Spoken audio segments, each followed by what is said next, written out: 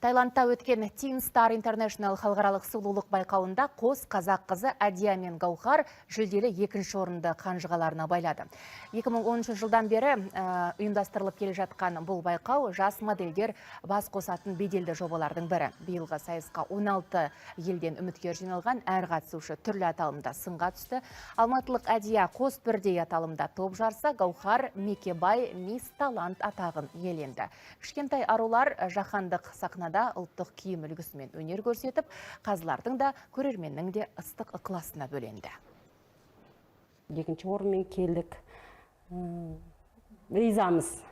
Қалай біз қуандық, басқа елдердің балдары, қыздары номинация алып жатқан кезде сол сияқты бізге де сол басқа елдердің адамдары өте қатты қуанды.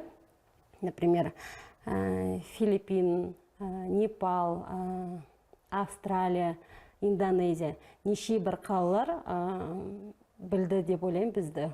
Өзіміздің көк туымызды көтеріп, желбіретіп келдік.